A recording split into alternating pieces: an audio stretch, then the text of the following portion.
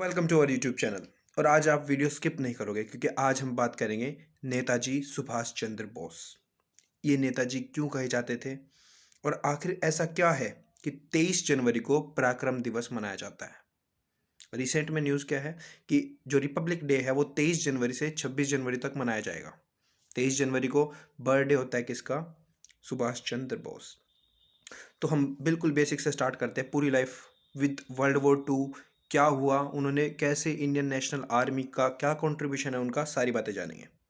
सबसे पहले हमने पिछली बार बात करी थी स्वामी विवेकानंद जी। उनका जन्म कहाँ हुआ था? कोलकाता के अंदर हुआ था, बंगाल की साइड। तो बंगाल ने भारत को कई ऐसे सपूत दिए हैं जिन्होंने देश का भविष्य ही बदल दिया। और उसी तरफ से एक बंगाल फैमिली के एक और होनहार युवा कौन थे? सुभाष चंद्र बोस। उनका जन्म हुआ था ओडिशा में 23 जनवरी 1897। 23 जनवरी 1897 किनका जन्म हुआ? सुभाष चंद्र बोस का। ओडिशा में एक बंगाली फैमिली में, बहुत रिच परिवार से बिलोंग करते थे। अगर ये भी चाहते आम युवा की तरह पूरा जीवन अच्छे तरीके से व्यतीत करके और अपना ऐसा रह सकते थे, लेकिन नहीं, इन्होंने कुछ अलग करना चाहा। सबसे पहले पिताजी ने पढ़ने के लिए इन्हें भेजा कहाँ पर? इंग्लैंड में भेजा कि आप सिविल सर्विसेज की तैयारी करो। क्योंकि उस समय पर क्या होता था, अंग्रेजों ने एक पॉलिसी बना रखी थी कि जो एग्जाम होएगा सिविल सर्विसेज का, आईएएस ऑफिसर का, वो वहीं पे लेते थे वो, जिससे कि मोस्ट ऑफ द इंडियन उसके लिए अप्लाई भी नहीं कर पाते थे। तो वहाँ पर जाके एग्जाम दिया, उसको क्वालिफाई किया, पास किया, लेकिन फिर देश में वापस लौट आए और आईएएस में नहीं रहे, सिविल सर्विसेज में नहीं रहे, क्योंकि उनका मानना था कि देश की आज़ादी के लिए लड़ूंगा। यहाँ तक बात क्लियर है। फिर 1921 में देश में चल रहा था नॉन कोऑपरेशन मूवमेंट। तो ये भी अपने आप में क्वेश्चन है, नॉन कोऑपरेशन मूवमेंट कब चला? 1921। इसमें इन्होंने हिस्सेदारी ली, गांधी जी के साथ बढ़ चढ़कर हिस्सा लिया। और हम बात करें बंगाल साइड की, क्योंकि इनका जन्म हुआ उस साइड। तो बंगाल में उस समय एक और व्यक्ति थे जिनका नाम था CR दास। तो CR दास भी एक ऐसे व्यक्ति है जिनका जन्म बंगाल साइड हुआ। तो CR दास ने एक पार्टी की फॉर्मेशन करी। क्यों? क्योंकि जब नॉन कोऑपरेशन मूवमेंट बंद हो गया, चोरी चोरा कांड हुआ, उसमें क्या हुआ कि कुछ पुलिस वालों को एक पुलिस स्टेशन में आम नागरिकों ने जला दिया। तो चोरा चोरी हुआ, तो गांधी जी ने कहा कि नॉन कोऑपरेशन बंद। तो जैसे ही नॉन कोऑपरेशन मूवमेंट बंद होता है तो CR दास एक पार्टी की फॉर्मेशन करते हैं जिसका नाम था स्वराज पार्टी। तो ये पूछा जाता है कई बार कि स्वराज पार्टी की स्थापना किसने की? तो CR दास और मोतीलाल नेहरू। हम आगे चलते हैं। नेताजी ने सपोर्ट करी थी नॉन कोऑपरेशन मूवमेंट की, इतना आपको पता लग गया। धीरे धीरे समय बदलता गया। नेताजी की जवाहरलाल नेहरू के साथ अच्छी उठक बैठक थी, उनसे भी काफ़ी कुछ सीखा। समाजवाद के ऊपर यानी सोशलिज्म के ऊपर काफ़ी काम किया दोनों ने। उनकी सोच मिलती जुलती थी इस बारे में। 1938 आते आते 1938 आते हुए सुभाष चंद्र बोस बन गए इंडियन नेशनल कांग्रेस के हेड। अब कांग्रेस का हेड होना एक बहुत बड़ी बात थी उस समय पर। तो 1938 से 1939, 1938 टू 39 सुभाष चंद्र बोस जी रहे हैं कांग्रेस के हेड। यहाँ कांग्रेस के लिए पोज करेंगे। कांग्रेस की फॉर्मेशन हुई थी 1885। ठीक है, और आप बताओगे उसके पहले अध्यक्ष कौन थे? तो कांग्रेस की फॉर्मेशन हुई 1885 और 1938 से 39 में कौन रहे उसके हेड? सुभाष चंद्र बोस। अब क्या होता है, उस समय की थोड़ी राजनीति समझे। 1939 में फिर से इलेक्शन होने थे कि भाई कांग्रेस का हेड कौन बनेगा, लेकिन गांधी ने सपोर्ट नहीं किया सुभाष चंद्र बोस को। और कहीं ना कहीं अंदर की ऐसी राजनीति चली कि गांधी ने सुभाष चंद्र बोस को अगला अध्यक्ष नहीं बनने दिया कांग्रेस का, और धीरे धीरे कांग्रेस से बाहर निकाल दिया किसको? सुभाष चंद्र बोस को। अब देखिए, सुभाष चंद्र बोस वही व्यक्ति है जिसने गांधी को उपाधि दी थी, कौन सी? राष्ट्रपिता की। तो भले ही महात्मा गांधी ने किसको बाहर निकाल दिया था कांग्रेस से? सुभाष चंद्र बोस को, लेकिन सुभाष चंद्र बोस ने उन्हें उपाधि दी थी राष्ट्रपिता की। तो देखिए कितने महान थे सुभाष चंद्र बोस। अगली बात, कांग्रेस से बाहर निकाल दिया उनको, तो एक किस्म से देखा जाए उनका राजनीतिक व्यक्तित्व खत्म करने की कोशिश की गई, लेकिन वो यहाँ नहीं ठहरे। उन्होंने सोचा ये तरीका नहीं तो दूसरा तरीका। अब थोड़ा सिनेरियो समझते हैं, उस समय क्या चल रहा था। 1939 वर्ल्ड वॉर 2 की स्टार्टिंग। वर्ल्ड वॉर 2 चलता है अगले 6 साल, 1939 टू 1945। भाई बड़े ध्यान से सुने बातें, आपको कहीं नहीं मिलेगी ऐसे कंबाइंड एक जगह पे। तो 1939 में आपका वर्ल्ड वॉर टू शुरू होता है। अब हम समझते हैं वर्ल्ड वॉर टू में क्या था। भारत पे राज कौन कर रहा था? अंग्रेज यानी ब्रिटेन। और ब्रिटेन के खिलाफ कौन लड़ रहा था? जापान और जर्मनी। बस ये याद कर लो आप। यानी वर्ल्ड वॉर टू में एक साइड थे जापान और जर्मनी और दूसरी साइड थे Britain, UK, USA, France and Russia. ये सारी बातें भूल जाओ, बस ये याद रखो कि एक तरफ तो हो गया ब्रिटेन यानी जो हम पे राज कर रहे थे और दूसरी तरफ जापान और जर्मनी। अब देखिए, अगर भारत से ब्रिटेन को खदेड़ना था तो नेताजी ने चाल चली कि या तो जर्मनी के साथ या जापान के साथ अच्छे संबंध बनाने पड़ेंगे। क्या होता है, 1940 में बंगाल पुलिस नेताजी को हाउस अरेस्ट कर लेती है क्योंकि उन्होंने एक थोड़ा सा आंदोलन किया था, तो उसकी वजह से उनको हाउस अरेस्ट कर लिया जाता है। लेकिन नेताजी बहुत ही चालाकी के साथ वहां से निकल के अफगानिस्तान की तरफ बढ़ जाते हैं। अफगानिस्तान का रास्ता लेते हुए वो पहुंच जाते हैं कहां पर? जर्मनी। जी हाँ, वही जर्मनी जहां पर वर्ल्ड वॉर टू में हिटलर था। तो हिटलर का नाम आपने सबने सुना होगा। तो वर्ल्ड वॉर टू में जर्मनी पहुंच जाते हैं नेताजी। और जर्मनी ने कुछ भारतीयों को कैप्चर कर रखा था। क्यों? क्योंकि जर्मनी के खिलाफ कौन लड़ रहा था? ब्रिटेन यानी अंग्रेज। तो अंग्रेजों ने फौजी के तौर पे किसको उतार रखा था? भारतीय इंसानों को। तो जैसे ही भारतीय लड़ने जाते थे तो उनको कैप्चर कर लिया किसने? जर्मनी ने। अब जर्मनी ने जो लोग, भारतीय लोग, जो जवान कैप्चर कर रखे थे, कैद कर रखे थे, नेताजी ने कहा इन लोगों को मुझे सौंप दो और मैं एक अलग से आर्मी खड़ी करूंगा। नेताजी ने वहां पर लगभग 3,000 लोगों को इकट्ठा कर लिया जो प्रिजनर ऑफ वॉर थे। कहां पर? जर्मनी में। यानी देखा जाए हिटलर ने हेल्प क्यों करी? हिटलर हेल्प इसलिए करना चाहता क्योंकि हिटलर चाह रहा था कि कहीं ना कहीं हम एक दिन भारत पे अटैक करेंगे जाके। किसके ऊपर? ब्रिटेन के ऊपर। और कौन हेल्प करेगा? सुभाष चंद्र बोस। लेकिन समय बीतता गया और होता क्या है, धीरे धीरे जर्मनी हारना शुरू हो गया। रशिया ने अटैक करे जर्मनी पे और जर्मनी डिफीट हो गया, यानी डिफीट होना शुरू हो गया। तो हिटलर को दिख गया कि मैं भारत की तरफ आक्रमण करने नहीं जा सकता अंग्रेजों के ऊपर। तो उसने कहा कि सुभाष चंद्र बोस आप दूसरा रास्ता देखिए कोई और। तो हिटलर ने एक एडवाइस की। देखा जाए हिटलर, हम हमेशा इतिहास में पढ़ते हैं, उसने बहुत ज़्यादा यहूदियों का कत्ल करवाया, जूस का। लेकिन हमारे लिए देखा जाए यानी भारतीयों के लिए, सुभाष चंद्र बोस के लिए हिटलर सही रहा। कैसे? हिटलर ने क्या कहा कि आप रशिया में तो, आप जर्मनी में तो कुछ कर नहीं सकते। तो वहां भले ही वो 3,000 लोगों की फौज तैयार हो गई थी, लेकिन नेताजी को उन्हें छोड़ना पड़ा। साथ ही साथ एक और बात बताता हूँ पर्सनल। नेताजी सुभाष चंद्र बोस 1934 में जर्मनी गए थे, यूरोप की साइड गए थे। वहां पर उन्हें एक महिला मिली, उससे उन्होंने शादी कर ली छुपके से, जो कि पब्लिक में कभी नहीं बताया गया। और 1939 में, नहीं 1942 में जब वो जर्मनी में थे नेताजी, तो उनकी बेटी का जन्म हो गया।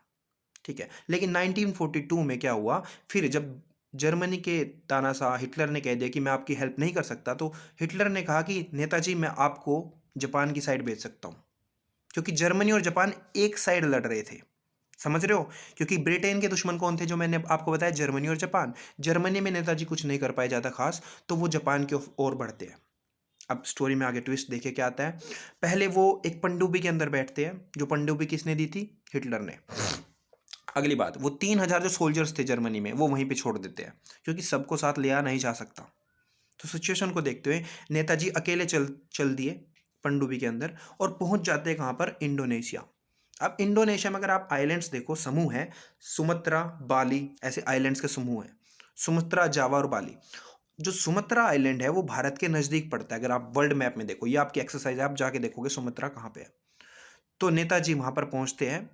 क्या होता है, आपने अगर वर्ल्ड मैप देखा हो, मेडागास्कर एक द्वीप है, वहां तक तो आती है जर्मनी की पनडुब्बी, और मेडागास्कर द्वीप पे आके जापान की पनडुब्बी में बैठ के नेताजी पहुंच जाते हैं कहाँ? इंडोनेशिया। अब इंडोनेशिया क्यों?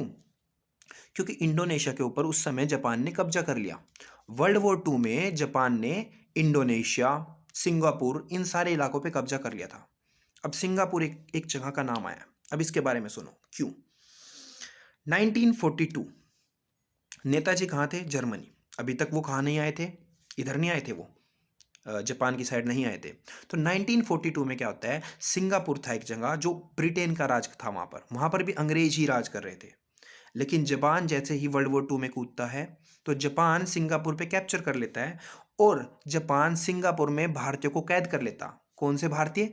जो अंग्रेजों ने जापान के खिलाफ लड़ने के लिए उतार रखे थे, क्योंकि जो अंग्रेजों की आर्मी थी उसमें क्या थे, भारतीय ही तो थे, इंडियन सिपॉइज। तो जापान उन लोगों को कैद कर लेता है। लेकिन जब नेताजी 2 साल बाद लगभग 1944 के करीब वहां जाते हैं, तो उस समय से पहले क्या हो चुका होता है, 1942 में जो प्रिजनर कैद किए थे जो जापान के जनरल ने, उसका नाम क्या था मैं आपको बताऊं, फुजीवारा इलाची, फुजीवारा इलुवाची। तो जो फुजीवारा इलुवाची ने सिंगापुर के वॉर में जो भारतीयों को कैद किया था, तो भारत का एक आर्मी का व्यक्ति था जिसका नाम था मोहन सिंह। तो अगर देखा जाए, पूछा जाए इंडियन नेशनल आर्मी के फाउंडर कौन है, तो इंडियन नेशनल आर्मी के फाउंडर सुभाष चंद्र बोस नहीं है। इंडियन नेशनल आर्मी के फाउंडर थे मोहन सिंह। मोहन सिंह ने क्या कहा ये फुजीवारा को, जो कि जापानीज थे, कि आपने सिंगापुर जीत लिया ठीक है, लेकिन जो लोग आपने कैप्चर किए वो लोग मुझे दे दो, मैं एक नई आर्मी तैयार करूंगा। और उस आर्मी का नाम क्या रखा गया, इंडियन नेशनल आर्मी। तो जो इंडियन नेशनल आर्मी की नींव रखी थी वो मोहन सिंह ने रखी थी, ना कि नेताजी सुभाष चंद्र बोस। ये सारी बात हुई 1942। इस समय पर नेताजी उस समय पर कहाँ थे, जर्मनी के अंदर थे। लेकिन 1944 के करीब नेताजी कहाँ आ गए, अब इंडोनेशिया के द्वीप पर। और इंडोनेशिया में आके वो देखते हैं कि जो Indian national army Mohan Singh ने फॉर्म की थी वो अब अच्छे तरीके से काम नहीं कर रही। तो नेताजी ने आकर उसको पुनर्जन्म दिया, किसको, इंडियन नेशनल आर्मी। तो रिवैम्प किसने किया इंडियन नेशनल आर्मी को, नेताजी सुभाष चंद्र बोस। लेकिन फॉर्मेशन किसने की थी, मोहन सिंह ने। तो आई होप आपको यहां तक स्टोरी समझ आई होगी। फिर क्या था, वर्ल्ड वॉर 2 में देश मैंने आपको बता ही दिया कौन से खिलाफ थे। अब भारत ने हेल्प लेना चाहिए किसकी, जापान की, क्योंकि जापान किसके खिलाफ लड़ रहा था, अंग्रेजों के। और भारत पे राज किसका था, अंग्रेजों का। तो जापान के साथ मिलके इंडियन नेशनल आर्मी की फॉर्मेशन फिर से बहुत अच्छे तरीके से करी किसने, नेताजी सुभाष चंद्र बोस ने। और भारत की जो पहली फ्री इंडिया की गवर्नमेंट बनाई थी, जिसको provisional free government of India कह सकते हो आप, तो वो नेताजी सुभाष चंद्र बोस ने बनाई थी, अंडमान एंड निकोबार। भारत का नक्शा देखा होगा, भूमि से लग पानी में भी भारत की जमीन है। कौन सा द्वीप है, अंडमान एंड निकोबार। ये एक यूनियन टेरिटरी है भारत के आज के समय पर। उस समय पर इस यूनियन टेरिटरी पे, अंडमान निकोबार पे किसने कब्जा कर लिया था, जापान ने। यानी मेनलैंड इंडिया के ऊपर कब्जा था अंग्रेजों का, ब्रिटेन का, लेकिन अंडमान निकोबार के ऊपर कब्जा किसका हो चुका था, जापान का। तो जापान के अंदर भारत की पहली फ्री गवर्नमेंट किसने फॉर्म करी थी, नेताजी सुभाष चंद्र बोस ने।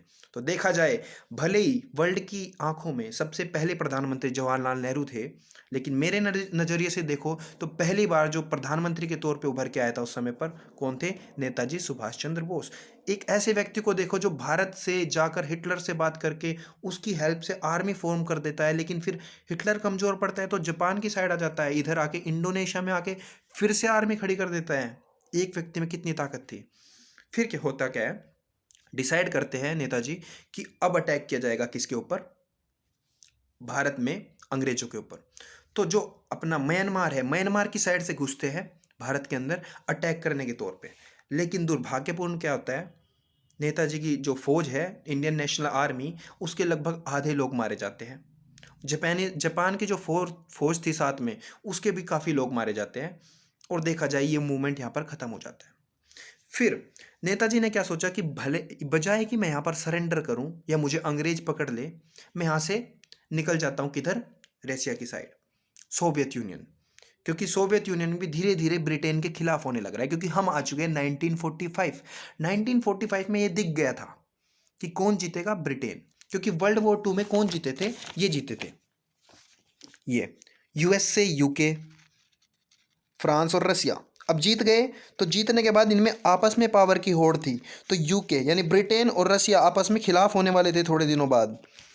तो नेताजी ने क्या सोचा कि अगला पॉइंट क्या हो सकता है कि मैं रसिया में जाऊं, क्योंकि अब भले ही रसिया के साथ यूके यूएसए जीत चुके हैं, लेकिन इनमें आपस में पावर के लिए होड़ रहेगी कि कौन पूरे वर्ल्ड को चलाएगा। तो इसी बीच नेताजी जाना चाहते हैं कहाँ पे, रसिया।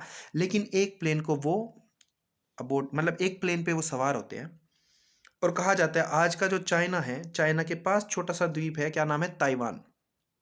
तो कहा जाता है नेताजी सुभाष चंद्र बोस का जो एरोप्लेन है वो वहां पर क्रैश हो जाता है, और उनको 3rd डिग्री इंजरीज होती है, बर्न होते हैं, और वो अ, उनका जीवन समाप्त हो जाता है।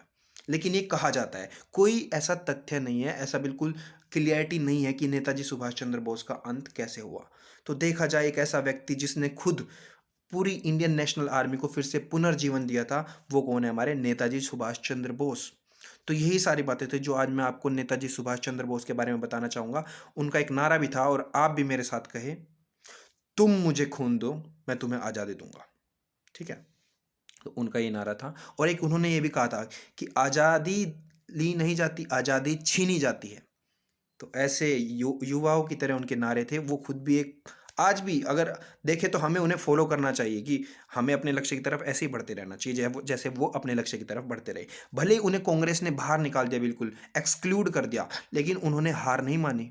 वो वन मैन आर्मी थे और उन वन मैन आर्मी ने ही पूरी पूरी बड़ी आर्मी भी खड़ी कर दी अपने बलबूते पे। तो ऐसे जापान का रोल रहा भारत के साथ, यानी सुभाष चंद्र बोस जी की हेल्प करने में, और ऐसे जर्मनी का रोल रहा भारत के साथ। So I hope you like it, और अगर आपको अच्छी लगी हो, जेन्युइनली अच्छा लगा हो, तो इसको शेयर जरूर करना। बिकॉज अगर आप शेयर करोगे तो आप जैसे बहुत सारे लोग इस स्टोरी को जान पाएंगे, क्योंकि कहीं ना कहीं नेताजी सुभाष चंद्र बोस जैसे उनकी मृत्यु एक किताबों में बंद होके रह गई है, ऐसे उनके बारे में हमारे इंडिया में भी बहुत कम लोग जानते हैं कि उन्होंने क्या क्या स्ट्रगल किया है। तो एक ओडिशा का जवान जो कि विदेश तक घुमाया। So I hope you like it. Thank you.